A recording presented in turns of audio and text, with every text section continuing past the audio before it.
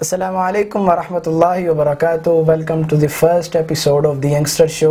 और आज हमारे साथ ज़्यादा गेस्ट जो मौजूद हैं, आप उन्हें अक्सर होस्ट की शक्ल में देखते हैं, लेकिन आज हम उन्हें होस्ट करने जा रहे हैं। CEO ऑफ अल हरम मीडिया और सोशलिस्ट भी हैं, सोशल वर्कर हैं, जनाब बिलाल इसहाक साहिब। अस्सलामु अलैकुम वरहमतुल्लाह। वालेकुम सलाम। क्या हाल चाल है जनाब? अल्हम्दुलिल्लाह, आप सुनाए खैरियत से? अल्हम्दुलिल्लाह। दिन कैसा गुजरा आपका? अल्हम्दुलिल्लाह ईवान, आप सुनाए? अल्हम्दुलिल्लाह। और आज आपका बर्थडे भी है। जी बिल्कुल, आज कितने साल के हो गए वैसे? जी अल्हम्दुलिल्लाह, अल्लाह पाक की तौफीक के साथ 22 वर्ष जो है वो हमने इस दुनिया फ़ानी में है जो गुजार ली। माशाल्लाह, अल्लाह ताला आपको मज़ीद दीन का काम करने की तौफीक अता फरमाए। अल्लाह bless you, many returns of the day. आमीन, शुक्रन, बारकल्लाह। और हम अपने प्रोग्राम का आपसे तारुफ करवा देते हैं। दी यंगस्टर शो के नाम से हमने अपनी सीरीज़ का आगाज़ किया है। इसमें वक्तन फ़वक्तन हम मुख्तलिफ़ किस्म के लोगों को और मुख्तलिफ़ फ़ील्ड से ताल्लुक़ रखने वाले, खुसूसन साइंस एंड टेक्नोलॉजी की फ़ील्ड से ताल्लुक़ रखने वाले तलबा और स्टूडेंट्स एंड टीचर्स को हम मदऊ करेंगे, अपने प्रोग्राम में इनवाइट करेंगे और सीखने सिखाने का सिलसिला इंशाल्लाह चलता रहेगा। और इस प्रोग्राम में हम करंट इश्यूज़ या सोशल अफेयर्स, करंट अफेयर्स पर हम गुफ्तगू होगी हमारी। तो आज का हमारा जो टॉपिक है वो है आज़ादी के हवाले से। सबसे पहले तो आज़ादी का जब नाम आता है ना हमारे जहन में 14 अगस्त। जी 14 अगस्त। तो उससे पहले ना एक चीज़ आती है हमारे जहन में, जब भी 14 अगस्त का दिन आता है तो उससे हफ्ता के पहले की बात है। हफ्ता पहले ये सब कुछ शुरू हो जाता है कि गली मोहल्लों में वो जो एक बच्चे हैं या नौजवान हैं, उनके अंदर एक नई रूह और एक नया जज्बा आज़ादी का आ जाता है और वो बाजे लेकर के सारे मोहल्ले में एक तो राउंड निकालते हैं और ऊपर से बाजे बजा करके सबको तंग करते हैं। आपके यहाँ भी ऐसे ही होता है? बिल्कुल बिल्कुल ऐसे ही होता है। जैसे ही अगस्त का महीना जो है वो शुरू होता है तो बच्चे जो हैं, मैं अकेला बच्चे नहीं कहूँगा बल्कि हमारे जो नौजवान हैं वो बच्चे बने होते हैं, बड़े बड़े बाजे लेके जो है उन्होंने मोहल्ले वालों को तंग किया होता है और खूब जो है ना वो अपने तरीके के साथ आज़ादी जो है वो सेलिब्रेट कर रहे होते हैं। हर जगह ही ऐसे होता है। तो आपके मुताबिक एज आ नौजवान या एज आ यंगस्टर के हमें कैसी आज़ादी सेलिब्रेट करनी चाहिए? क्योंकि अल्लाह ताला की हमारे पर ये नेमत है। जी पाकिस्तान बिल्कुल अल्लाह ताला की हम पे नेमत है। जी बिल्कुल, मैं आपकी बात समझ रहा हूँ। आज़ादी जो है वो बिल्कुल अल्लाह पाक की एक नेमत ही नहीं बल्कि बहुत बड़ी हम के ऊपर जो है, हमारे ऊपर एक नेमत है। तो इस नेमत के ऊपर हमें सबसे पहले अल्लाह पाक का शुक्र अदा करना चाहिए, क्योंकि ग़ुलामी जो है, किसी एक बंदे की ग़ुलामी बहुत मुश्किल होती है, किसी एक दिन या एक वक्त की ग़ुलामी किसी की बहुत मुश्किल होती है। तो अल्लाह पाक ने इस हमेशगी के लिए हमें अंग्रेज़ों से आज़ाद करवाया, हमें हिंदुओं से आज़ाद करवाया। अल्लाह पाक ने हमें एक आज़ाद रियासत, आज़ाद ममलकत दी कि जिसमें हम अल्लाह पाक की इबादत कर सकें, अल्लाह की इबादत के साथ साथ अपने इस्लामी मामलात को जो है वो रूएकार ला सकें। तो ये अल्लाह पाक की एक नेमत है, इसका शुक्रिया अदा करना चाहिए। और जैसे कि अल्लाह पाक फरमाते हैं लइन शकरतुम लाज़ीदन्नकुम, कि अगर तुम हमारा शुक्र अदा करोगे तो हम आपको ज़्यादा कर देंगे।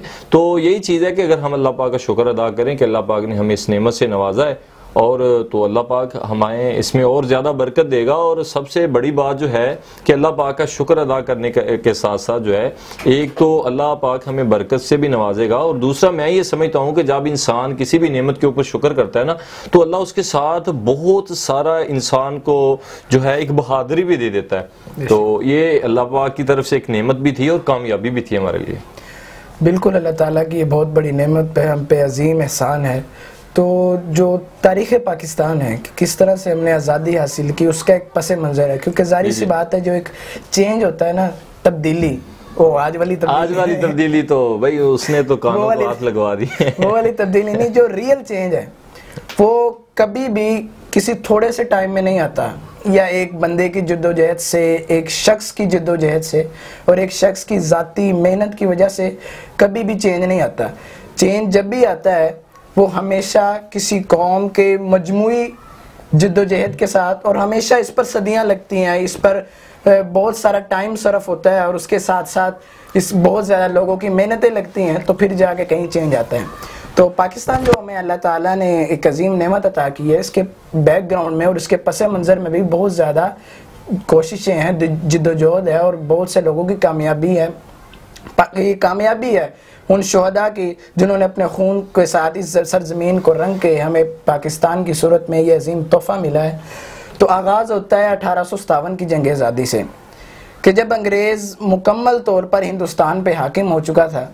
दिल्ली के अंदर मुसलमानों का कत्लेआम हुआ और ख्वाजा हसन निज़ामी कहते हैं कि दिल्ली के अंदर कोई एक दरख्त भी ऐसा नहीं था कि जिसके ऊपर मुसलमानों के लाशें न लटकाए गए हों। अल्लाह अकबर, इतना दिल्ली के मेन जो दिल्ली गेट है उसके ऊपर मुसलमानों की लाशें लटकती थी।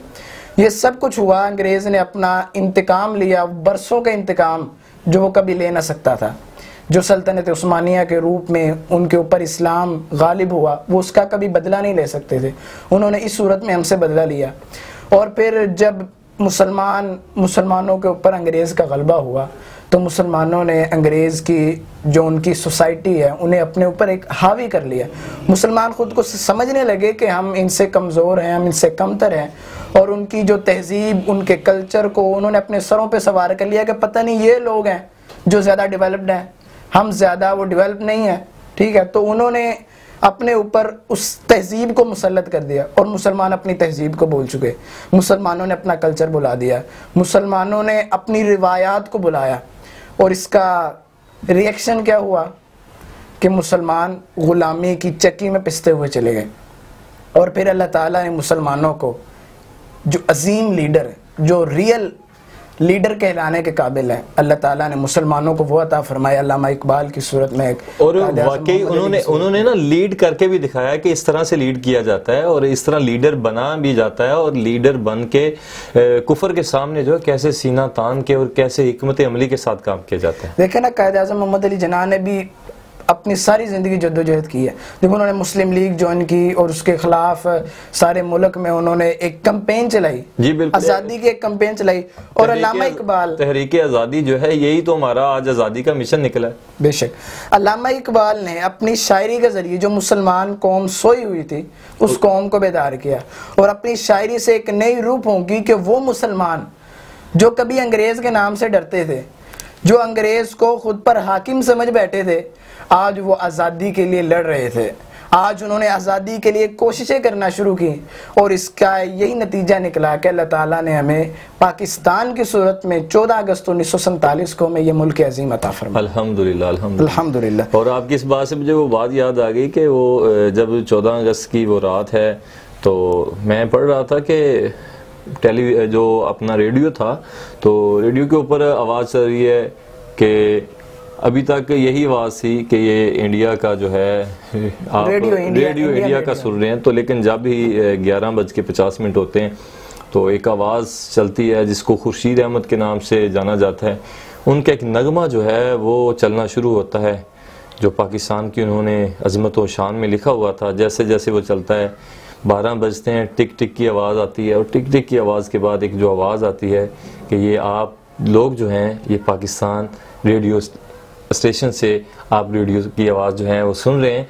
तो बड़ी खुशी की लहर लोगों में आई, और कहाँ वो लोगों की मार पीट और वो खून और लाशें, और कहाँ जब एक आज़ाद मुल्क मिला। तो हम आज सोचकर अल्लाह पाक का शुक्र अदा करते हैं, अल्हम्दुलिल्लाह कहते हैं और खुशी का इज़हार करते हैं। तो जिन लोगों ने अपने बहन भाइयों को खो दिया, किसी ने जनाब अपनी माँ को खो दिया, कुछ लोगों ने जवान बेटे खो दिए, वालिदैन जो है उनको वो उनकी लाशों के ऊपर से गुजर कर वो यहाँ पर पहुँचे हैं, तो क्या उनकी क्या कैफियत होगी, फिर वो आज़ादी उनके लिए कैसी खुशी होगी। हमारे पास खुद हमारे बावजदाद की मिसालें मौजूद हैं। मेरे दादा वो अभी हयात हैं, अल्लाह ताला उनकी ज़िंदगी में बरकत अता फरमाए। आमीन आमीन। वो खुद बताते हैं कि उनकी उम्र तकरीबन 8-9 साल या 10 साल के करीब होगी। वो कहते हैं कि जब आज़ादी अल्लाह ताला ने हमें दी तो उस वक़्त ज़ाहिर सी बात है हम इंडिया से यहाँ पर हिजरत करके आए थे। तो वो बताते हैं कि हम लाशों के ऊपर से चल कर यहाँ पे आए। तो कहते हैं कि जब मैंने लाशों को देखा तो मैं बेहोश हो गया। मैं बेहोश होकर उन्हीं लाशों में गिर पड़ा, और जो सिख वहाँ पे थे जो मुसलमानों का कत्लेआम कर रहे थे, उन्होंने समझा कि ये भी इनके साथ ही मरा हुआ है, उन्होंने छोड़ दिया, उन्हें पता नहीं लगा। और मेरे जो परदादाबू यानी मेरे दादाबू के वालिद मोहतरम हैं, उनका एक सिख दोस्त था। उन्होंने उसे कहा कि मेरे बेटे को, मेरे दादाबू का नाम गनी मोहम्मद, उन्होंने कहा मेरे गनी मोहम्मद को अगर तुम मेरे पास पहुँचा दोगे तो फलां जगह हमारी ज़मीन है, वहाँ पर ज़मीन के अंदर हमारे सोने के बर्तन जो है ना वो दबे पड़े हैं, तुम इस तरह करना हमारे बेटे को पहुंचा देना और उसके बदले में जा कर के वो सोने के बर्तन ले लेना। तो फिर ऐसे ही हुआ, मेरे दादाबू को वो सिख ने पाकिस्तान के बॉर्डर पर पहुंचाया और फिर जा कर के वापस उसने वो ज़मीनों से सोने के जग निकाले। तो ये एक अजीम नेमत जो अल्लाह ताला ने ये भी कहा जा सकता है कि आपके दादा जो हैं वो सोने के भाव जो है उनको तोला गया है। क्या ऐसी बात है। नहीं। वो पुराने वक्तों में जी, ऐसे होता ऐसा होता था। वो आजकल के सोने के रेट थोड़ी है जो माशाल्लाह आसमानों को छू रहे हैं। तो इसी वाले से मैं भी बात करना चाहता हूँ कि मेरी दादी जो हैं वो अल्हम्दुलिल्लाह इस वक्त हयात हैं और 110 साल उम्र है और माशाल्लाह हयात होने के साथ साथ सेहतमंद भी हैं और तंदुरुस्त भी हैं माशाल्लाह। खुद अपने यानी अपने आप पर वो चलते फिरते हैं, कोई ऐसा मसला नहीं है। तो अल्हम्दुलिल्लाह मेरी दादी जान बताते हैं कि जब मैंने पाकिस्तान के लिए हिजरत की तो उस वक्त उनकी उम्र जो है वो 35 साल थी, शादीशुदा थी, बच्चे भी थे। तो वो बताते हैं कि मैंने जो है 35 साल का नौजवान होता है, हम नहीं अभी 35 साल के हुए, तो हमें माशाल्लाह इस उम्र में हर चीज़ का पता है, किस चीज़ की नहीं मालूमात। तो वो कहते हैं कि मैंने 35 साल की थी तो मैंने अपनी आंखों के सामने हर चीज़ देखी है, सब कुछ देखा है। तो वो भी इसी तरह बताते हैं कि हम भी जब निकले रास्ते में कहीं ना कहीं वो एक लफ्ज़ लेते हैं, शायद वो पंजाबी का लफ्ज़ इस्तेमाल करते हैं, वो कहते हैं जस्सा पैता, जस्सा पैंदा सी। मैंने पूछा वो जस्सा पैंदा की चीज़ होती है, क्या चीज़ होती है? तो वो कहने लगे कि वो जस्सा उस चीज़ को उस ज़ुबान में हम वहाँ बोलते थे कि जब भी मुसलमान जा रहे होते तो वो सिखों का एक जस्सा पड़ता। जस्सा वो क्या था कि उनकी एक जो काफिला था ना वो इनके ऊपर जमात थी या वो इकट्ठे होकर जो लोग थे ना इन मुसलमानों के ऊपर हमला कर देते थे। तो वो कहते हैं कि बहुत रास्तों से होते हुए, जंगलों से होते हुए, फसलों के अंदर से होते हुए, छुप छुपा के जो है ना पाकिस्तान पहुंचे। तो वो भी ये बताते हैं कि जहाँ पर हम रहते थे हमारे कुछ जो समझ लें कि हमसाए लोग थे वो सिख थे वहाँ पर इंडिया में। तो वो कहते हैं कि वो हमारे बड़े अच्छे दोस्त बन गए थे, आपस में आना जाना मोहब्बत प्यार बहुत बढ़ चुका था। तो उन्होंने उनको जो था फिर सेफ्टली यहाँ पाकिस्तान तक पहुँचाया कि आपको कोई नुकसान भी ना पहुँचे। तो वो कहते हैं लेकिन हमने रास्ते में बहुत मार कटापा देखा, बहुत जानें देखी, बहुत देखा कि लहू जो था वो सड़कों पर इस तरह था जिस तरह कोई नदियाँ चल रही हो, लाशें इस तरह पड़ी हुई थी कि शायद कोई दरख्त कटे पड़े हैं। तो ये आज़ादी जो है खुसूसन यही लोग जानते हैं जिन्होंने अपनी आंखों से देखा है आज़ादी का पस मंज़र। तो अल्हम्दुलिल्लाह मैं इंशाल्लाह जल्द ही इस जो है महीने के अंदर 14 अगस्त के हवाले से मैं अम्मा जान से इंटरव्यू भी करने जा रहा हूँ। तो फिर हम देखेंगे। हाँ जी जी इंशाल्लाह कि उनसे यही पस मंज़र पूछेंगे कि माँ जी आपने अपनी आंखों से क्या देखा, कैसी थी वो आज़ादी, हमें भी पता चले। हम तो सिर्फ नाम की आज़ादी पर बैठे हुए हैं ना, हकीकी आज़ादी तो उन्होंने देखी है। तो फिर ये जो मुल्क बना, ठीक है, हमेशा कोई भी चीज़ वजूद में आती है उसका कोई ना कोई मकसद होता है, उसके अगराज होते हैं कि जिस चीज़ की वजह से या जिस पस मंज़र की वजह से वो चीज़ मारज़ वजूद में आती है। पाकिस्तान जो अल्लाह ताला ने हमें अता किया, यकीनन इसके लिए जद्दोजहद की गई, तहरीक आज़ादी वगैरह हुई, तो इसके अगराज और मकासद क्या थे कि जिन मकासद के पेश नज़र हमें यह मुल्क अलहदा लेना पड़ा। देखिए जी सबसे पहली बात तो ये है कि सबसे आज़ादी का बड़ा मिशन यही था कि हम अंग्रेज़ हुकूमत जो है इसकी आज़ादी से इससे आज़ादी चाहते थे, उनकी ग़ुलामी, फिर हिंदुओं की ग़ुलामी और मुसलमानों के ऊपर तशद्दुद किया जाना। जिस तरह इंडिया के अंदर, हिंदुस्तान के अंदर उन लोगों के ओहदे थे, वो अपने ओहदों पर फायज थे, उनके कारोबार अच्छे थे, वो नौकरियां अच्छी अच्छी करते थे, लेकिन मुसलमान को हकीर जाना जाता था, ना काम में कहीं पर रखा जाता। और इसी तरह जिस तरह अभी भी उनमें कुछ नस्लें बनी हुई हैं तो उनको वो हकीर समझते हैं, उनको अपने काम पे नहीं रखते, ओहदा वगैरह नहीं देते। इसी तरह वो मुसलमानों को हकीर जानते थे, फिर उनकी ये गुलामी और खुसूसन अंग्रेज़ की गुलामी। तो ये कुछ चीज़ें थी कि हम अंग्रेज़ की गुलामी से बच जाएं, दो कौमी नज़रिया। और इसी तरह सबसे बढ़कर जो इस पाकिस्तान को अलहदगी का जो सबब बना, जो हमारा मिशन था, हमारे कायद का मिशन था, हमारे लीडरों का मिशन था, वो यही था कि हम इस पाकिस्तान को एक आज़ाद रियासत बनाना चाहते हैं और ऐसी रियासत बनाना चाहते हैं कि जिस रियासत में मुसलमान जो हैं वो आज़ाद होकर अपने एक अल्लाह की इबादत कर सकें, रसूल अल्लाह सल्लल्लाहु अलैहि वसल्लम की इत्तबा और फरमा बरदारी जो है वो किसी की गुलामी और किसी की बग़ैर किसी हिचकिचाहट के अल्लाह की इबादत और अल्लाह के रसूल की इत्तबा और फरमा बरदारी कर सकें। तो यही मिशन था और इसी मिशन के जो है मिशन को लेकर ये पाकिस्तान जो है वो आज़ाद हुआ। यानी आप कह रहे हैं कि उसूल पाकिस्तान का जो मकसद था वो हकीकत में ला इलाहा इल्लल्लाह मोहम्मद रसूलुल्लाह, बिल्कुल ला इलाहा इल्लल्लाह मोहम्मद रसूलुल्लाह था। यानी इसके ऊपर इसको अमली जामा पहनाने का नाम उसूल पाकिस्तान था। उसूल पाकिस्तान। तो क्या आप देख रहे हैं कि वो जो मकासद जिनकी वजह से हमने ये मुल्क हासिल किया, क्या आज वो मकासद पूरे हो रहे हैं? देखें, अगर बात की जाए मकासद के हवाले से, तो जैसे ही आप देख सकते हैं कि पाकिस्तान आज़ाद हुआ, पाकिस्तान के जो माशी हालात थे वो तो बिल्कुल ही, उनका आप जायज़ा कर सकते हैं कि बिल्कुल ही बिल्कुल ना होने के बराबर थे। कि फिर अल्हम्दुलिल्लाह पाकिस्तान ने बहुत सारी कामयाबियां हासिल की, सनतकारी में आगे बढ़े और मामलात में, मईशत में पाकिस्तान जो है वो स्ट्रॉन्ग हुआ। तो बढ़ते बढ़ते जो इन चीज़ों में तो पाकिस्तान जो है ना एक स्ट्रॉन्ग मुल्क बन गया है। लेकिन अभी तक जो कमी है वो ला इलाहा इल्लल्लाह की कमी है कि हमने इस्लाम को बुला दिया, जिस इस्लाम की दावत के लिए, इस मिशन के लिए हमने इस पाकिस्तान को रज़ाए इलाही के लिए हमने हासिल किया था, वो हम भूल बैठे हैं। इसमें सबसे ज़्यादा किरदार जो था वो आप जानते हैं उलमा का किरदार था।